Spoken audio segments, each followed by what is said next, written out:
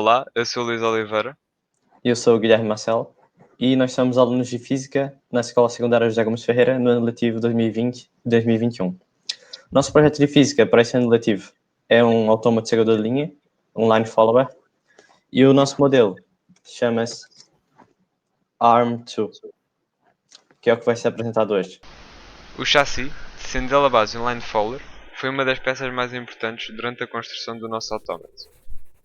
Assim, a nossa ideia foi encontrar um tipo de madeira que fosse rígido, de forma a suportar todas as restantes peças, e ao mesmo tempo leve, para não influenciar negativamente o comportamento do line follower, pelo que acabamos por escolher a balsa. Depois de escolhido o material, planeámos a estrutura do chassi. A ideia seria utilizar a menor quantidade de madeira possível, de modo a reduzirmos ao máximo o peso do nosso line follower, contribuindo então para uma melhor prestação do mesmo e, ao mesmo tempo, conseguir encaixar todas as peças no nosso robô. Assim, esta foi a estrutura que escolhemos para o nosso chassi. Para a construção deste chassi, após o ter desenhado a lápis, foi apenas necessário cortá-lo com uma serra elétrica até obter o resultado final pretendido.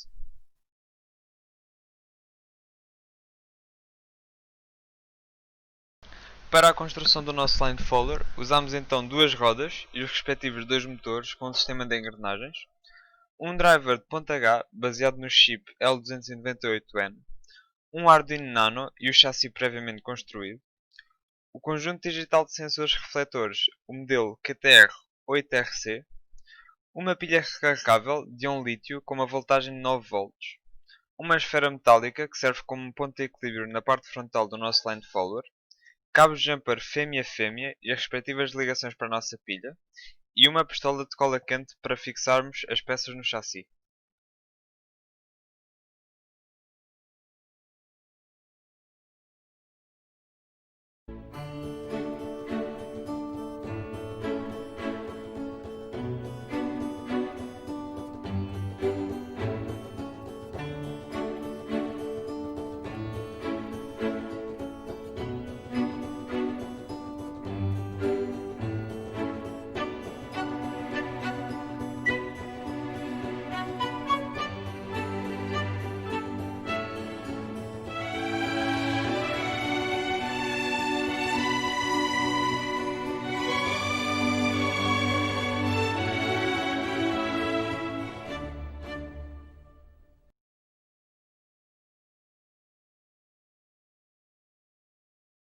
Já em relação à montagem elétrica, começamos por conectar os pinos da nossa fila de sensores aos pinos do Arduino Nano.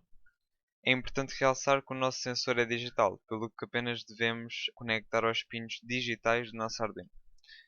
Por este motivo, conectamos do pino 1 ao pino 6 da nossa fila de sensores aos pinos A0, A1, A2, A3, A4 e A5 do Arduino Nano e os pinos 7 e 8 do sensor aos pinos D11 e D12 do Arduino Nano. A razão pela qual nós não conectamos os dois últimos pinos do sensor, o pino 7 e o pino 8, aos pinos A6 e A7 do Arduino é pelo simples facto que, como eu já referi, o nosso sensor é digital e apenas os pinos A0, A1, A2, A3, A4 e A5 do nosso Arduino é que funcionam como pinos digitais. Portanto, o A6, o A7, o A8, etc. não iriam funcionar corretamente, o nosso sensor não iria funcionar corretamente quando conectado a esse tipo de entradas no Arduino. Já em relação ao controle dos motores, conectamos os pinos IN1, IN2, IN3 e IN4 do nosso Motor Shield aos pinos D3, D4, D5 e D6. Estes 4 pinos servem como pinos de input tanto do motor A como do motor B. Os pinos IN1 e IN2 para o motor A e os pinos IN3 e IN4 para o motor B. Estas 4 entradas do nosso shield servem como um controle de direção dos nossos motores. Portanto, serve para rodar os motores numa direção ou na outra. Para além destes 4 pinos, temos mais dois enables no nosso motor shield. O enable A e o enable B, ou seja, um para o A, um para o motor A e outro para o motor B.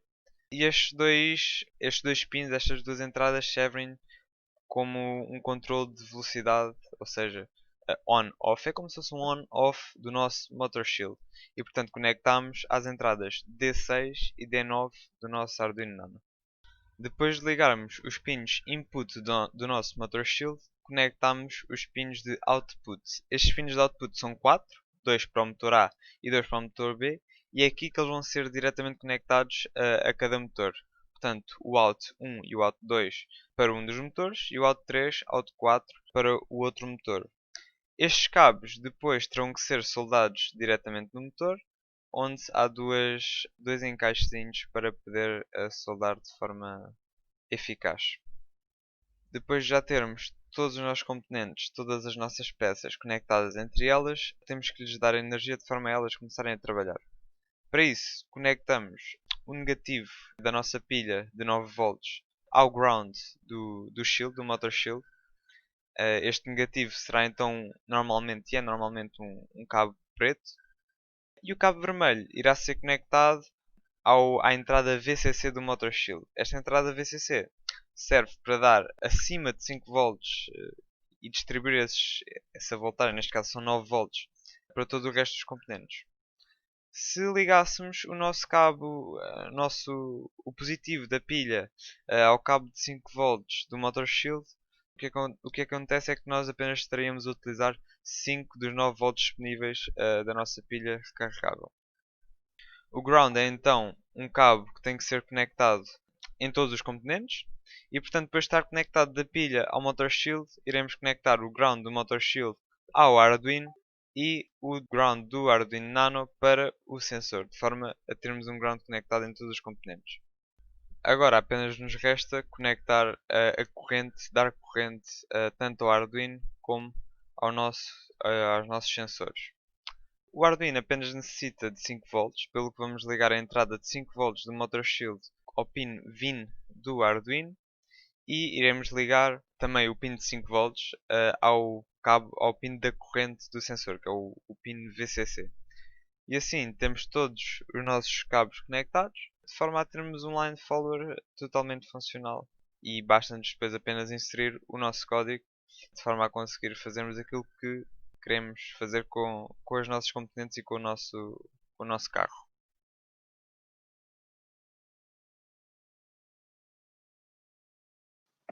A primeira função definida no nosso programa é a função setup. É a função que corre apenas uma vez assim que o microprocessador inicia. Dentro dela existem duas pequenas funções, a função defPinus e a função declara sensores. E por fim, a função retorna sem nenhum valor. A função defPinus consiste em indicar à placa de que forma os pinos devem ser considerados e devem ser interpretados.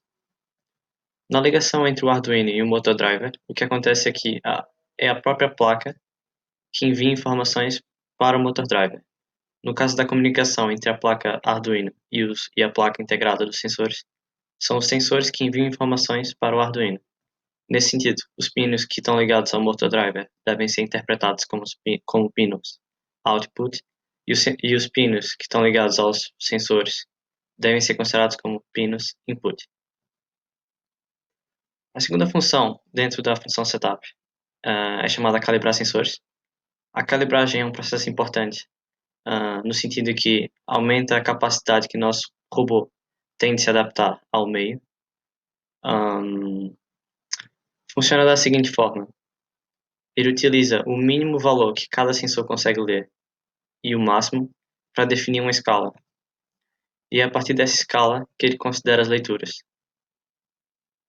Ou seja, um ambiente com mais luz ou menos luz, a leitura dos sensores rapidamente adapta-se e altera a forma em como os valores são retornados. A segunda função, que ocorre repetidamente a cada iteração do programa, é a função loop. Ela está definida em mais funções: a função ler posição, def erro, pid e calcular ΔV. E por fim, também, como a função setup, não retorna nada. A função ler posição é uma função que retorna um valor inteiro, como descrito aqui. Ou seja, o que a função faz basicamente é ler cada valor retornado pelos sensores infravermelhos e faz uma média ponderada com esses valores. A partir da média ponderada desses valores, consegue estabelecer qual a posição relativa do robô em relação à linha. A função de definição de erro basicamente tem como objetivo estabelecer a variação entre a posição central, que é a posição 3500 nesse caso, que é a posição mais centralizada de leitura, e a posição que realmente foi lida. Nesse exemplo, a posição real seria aproximadamente de 4000 e a posição ideal seria de 3500. Ou seja, o erro seria um erro positivo e o robô teria que trabalhar em função desse erro para fazer os ajustes nas velocidades. É nesse sentido, e com base nesse valor de erro adquirido, que é feito um processo chamado controlador PID. É através dessas três constantes, Kp, Ki e Kp, que são as componentes proporcionais, integrais e diferenciais do movimento do robô. Ele utiliza essas três componentes de forma a encontrar qual é a variação de velocidade ideal existente entre as duas rodas para que o robô, o autômato, consiga fazer as curvas com base também nos erros anteriores, que é a parte integral e a parte diferencial. Como referi anteriormente, com o valor calculado da variação de velocidade, quando o robô é sujeito a uma variação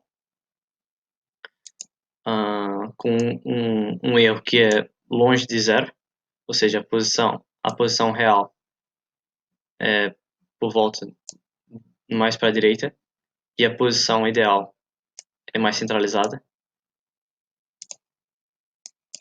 A partir desse erro, dessa variação de distância que é calculada a variação de velocidades, e é com esse valor de variação de velocidades que adicionamos a um motor essa variação e removemos essa variação ao outro motor.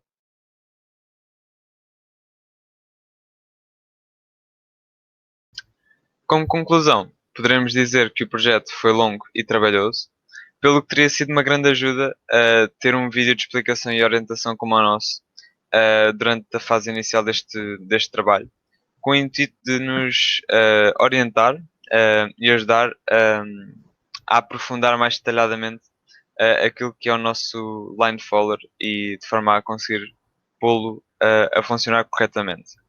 Sendo assim, espero que o vídeo vos tenha ajudado e desejo-vos a todos uns bons line followers.